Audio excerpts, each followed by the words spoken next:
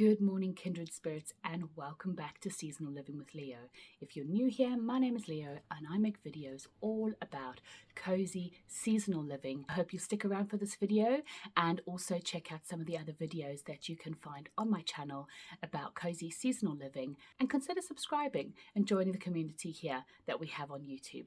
So in today's video, I wanted to talk to you about Christmas. Being October, I am panicking. I am not ready for Christmas in any way, shape or form. I've bought, I think, 2 presents, and they're not even presents for my immediate family. They're just a couple of little things I picked up for a couple of girlfriends. I haven't got gift lists sorted. I have not done anything for Christmas this year, because it's just been one of those years where it's been like going on a spooky trail, where you're just walking and walking, and then suddenly something jumps out at you and gives you a fright, and you just like, and then you calm down for a bit and you carry on walking, and then something else jumps out at you. It's been like that. And then suddenly I opened up my eyes and it was autumn, and I thought, oh yeah, it's only the beginning of autumn, you know, I've got time. And then suddenly it was October and Christmas is like 3 months away. So you guys, generally, you know me, I mean, for my content and my videos, you know that I usually plan Christmas really early. So this year I'm really late and I'm starting to feel it. I'm starting to feel a bit panicky that I haven't got everything sorted for Christmas, that I haven't bought all my gifts yet. Usually I have my gifts bought by now. And you know that I like to get my gifts wrapped by, mid-November. I really don't like rushing the festive season. I like enjoying everything that it has to offer. So if you are like me and you are feeling like you are late to Christmas this year, late to organizing Christmas this year, then this video is for you. And if you are somebody who only starts organizing Christmas from October for various reasons, such as birthdays or, things like that. So today's video is about what you need to do, the step-by-step plans and step-by-step tasks that you need to do to get ready for Christmas. So the first thing you want to do to get ready for Christmas is to set yourself a budget. One year, I got myself into so much credit card debt because I left Christmas to the very last minute, and I panic bought and I just went out and spent money indiscriminately on my credit card because I didn't have any money saved up. I didn't have, a plan. I didn't have any strategies to help me to make sure that I could do Christmas on a reasonable budget, and I got myself into so much hot water. I was paying off that credit card for about 6 months. So I really encourage you to set yourself a budget. When you set your budget, you want to make sure that you're factoring in things like gifts, more festive feasting, festive foods, outings, trips, all the things that make Christmas special, and then stick to that budget as much as possible. The second thing on the list is to get out your calendar and start putting in all those important dates into the calendar now. Such as if the children's school puts on a nativity scene, you want to put that in the diary. You want to put in when your office party is, when hubby's office party is. You want to put in things like when you're going to go and see Santa, if you're traveling to see family.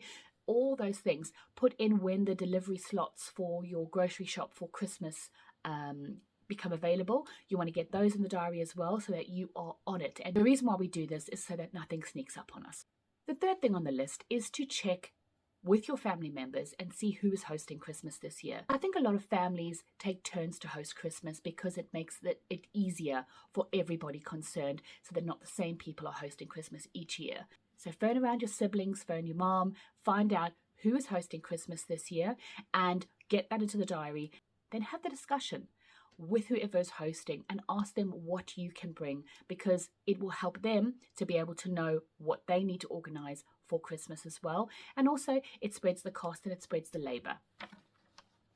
Hosting Christmas can be quite daunting. It can be quite a lot of work. So it's really, really nice if we can all share the burden and share some of the tasks and share some of the financial costs of a really, really nice Christmas dinner. Number 4, if you are traveling up to see family or you are going on a trip over Christmas, make sure you book your tickets early. If you book your train tickets ahead of time, there are often substantial savings, and the closer it comes to Christmas, the more expensive flights get. So if you can book them ahead of time, go ahead and do that. If you need to travel up to see family, or if you need to travel over the festive period, Make sure that you have everything you need if you are traveling in your vehicle to make sure that it is a safe trip. Number 5, book in any essential appointments that you need to get in ahead of time. For instance, book a babysitter for when you have your Christmas party. Make sure you've booked in any hair appointments, nail appointments. If you are traveling over the festive period and you have pets, make sure you book the pet sitter or the kennels for them. Get those things booked in now. They do get booked up, and you want to make sure that you have as much choice as possible. Number 6 is to make sure that you get your kids to write their Christmas lists and to give those to you because, of course, Father Christmas does have a cutoff of the 31st of October. Number 7 is to clear out a cupboard for your Christmas gifts and for any non-perishable Christmas foods that you're going to be storing away ahead of the holidays.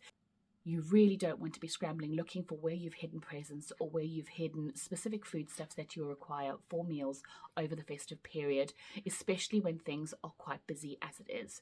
You really want to make sure that you're organized and you know where things are so that you can lay your hands on them as soon as you need them.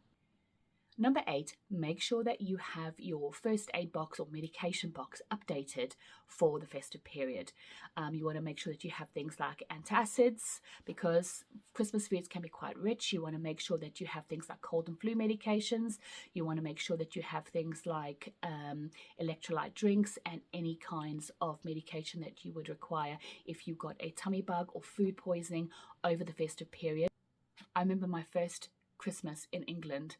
My husband and I woke up in the early hours of Christmas morning with food poisoning, and it was the most horrific experience.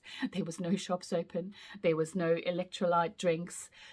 We had literally nothing to help us besides all the Christmas foods that we had made, and we hadn't known what had made us sick. It was terrible. So I really urge you to make sure that you have a box stocked with whatever you may need over the festive period.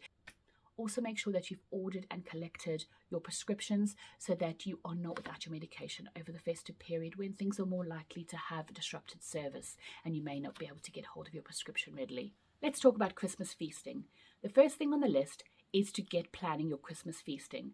What you want to do is to check what events or what days or what parts of the holiday you will be catering for, and make sure you have a meal plan for that day, and then get the recipes together for that meal plan and get a grocery list written. So for Christmas Day, you've got all the foods that you'll be having on Christmas Day, you've got the recipes of what you'll be making on Christmas Day, and you have the associated grocery list.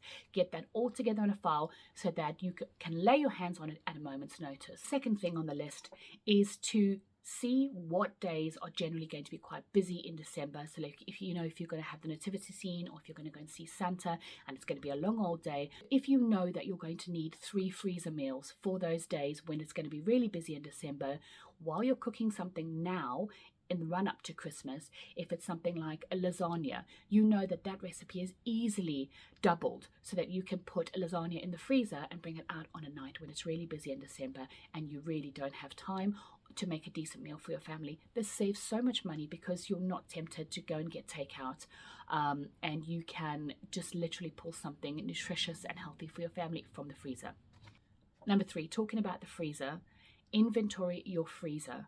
Start seeing what you have in the freezer and start using up those items in your meal plans over the next few weeks so that you're making space in the freezer for the festive foods that you're going to be popping into the freezer. It's a really good way of clearing things out, saving some money over the festive period because you're using what you've already bought, and it's a great way to reduce waste. Number 4, looking at your Christmas menus that you've now made. Decide what you can make and freeze ahead of time. For Christmas dinner, things like if you make homemade pigs in blankets, if you make homemade stuffing balls, if you make homemade cauliflower cheese, all of those things are freezable ahead of time. So you can get them in the freezer, meaning there's less prep, less chopping, less tidying, less cleaning, less stress on Christmas Day. If you want to go ahead and make some homemade sausage rolls or homemade nibbles for Christmas Day or Christmas Eve, or for New Year's Eve, you can get those made ahead of time. Equally, you can also bake things ahead of time. You can make cookie dough, you can make gingerbread house dough or gingerbread cookie dough for decorating cookies for Santa. You can get that made ahead of time and put in the freezer, and then all you have to do is defrost and cook or defrost and bake, and life is a lot easier. It takes a few minutes now, but it saves a lot of time in the future when life is a lot busier. Number 5, if you are partial to a turkey and you get this ordered from a butcher, make sure that you get this booked in ahead of time.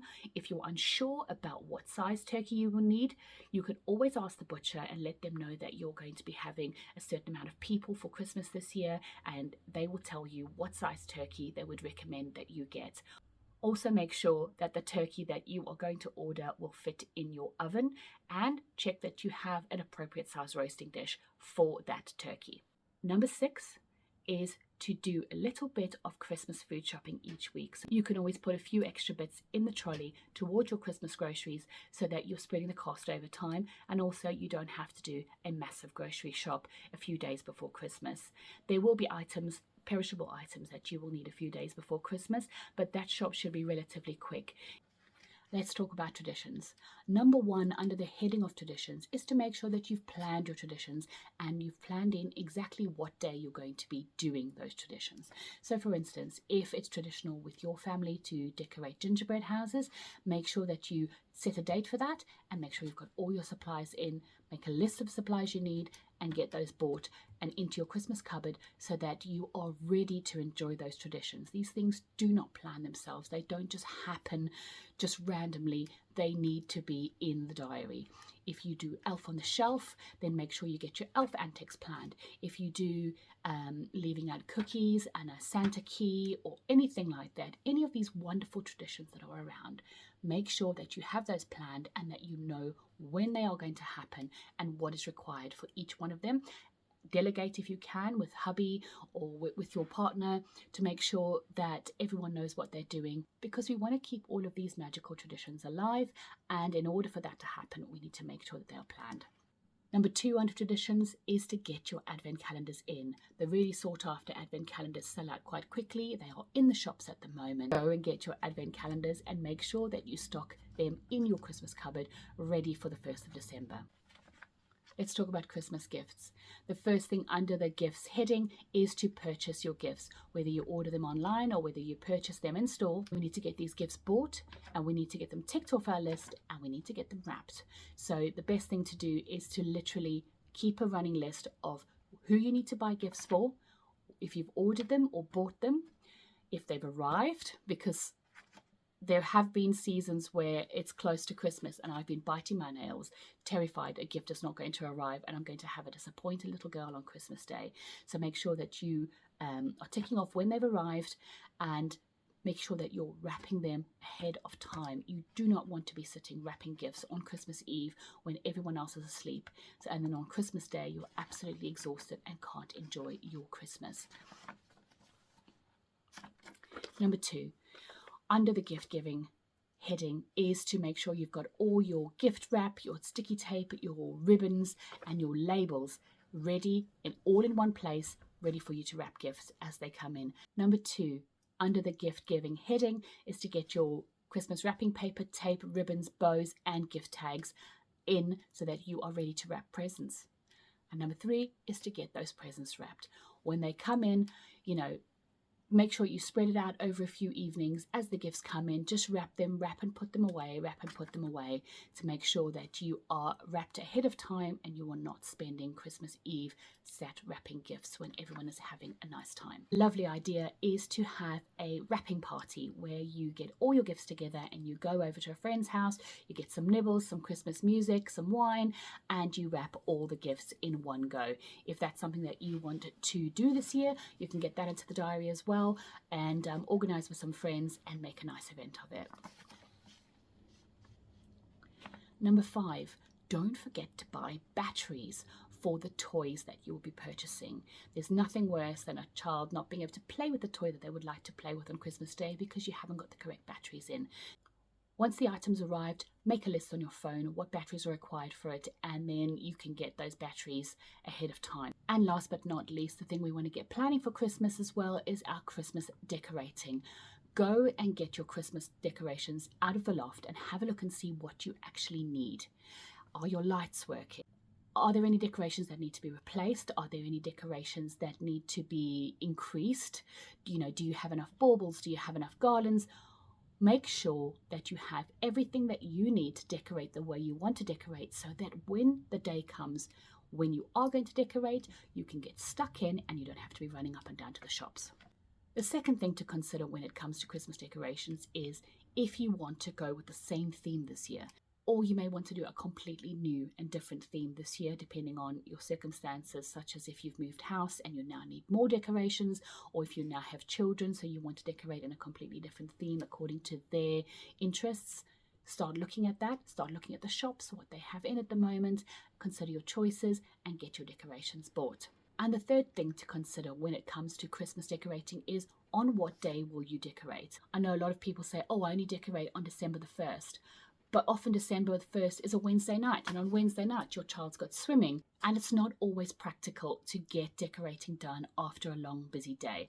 I like to get my decorating done the weekend before the 1st of December, and that way 1st of December hits and suddenly it's Christmas in our house and it's all ready and waiting for us to have a lovely festive period. So that is my From Manic to Merry Christmas guide to getting yourself organized for Christmas. It's the bare basics of what you need to do to get things ready. In my upcoming videos, I'm going to be focusing quite a lot on Christmas because I'm going to be taking you on the journey of how I get myself ready and basically using you guys to keep me accountable to make sure that I am on track with my Christmas plans. So I'll be doing some batching recipes and things for freezing. I'll be doing some baking recipes hopefully as well. I'm also hoping to take you with me to the shops to go and see what lovely Christmas decorations and things they have in stores this year. Give you lots of Christmas inspiration for your Christmas this year. My friends, thank you so much for watching. I really do appreciate each and every one of you visiting here and spending time with me, and I hope that you've enjoyed this video. If you have done, give it a thumbs up, hit the notification bell, and consider subscribing to join our jolly family here on YouTube. Until next time, friends, keep calm and be merry.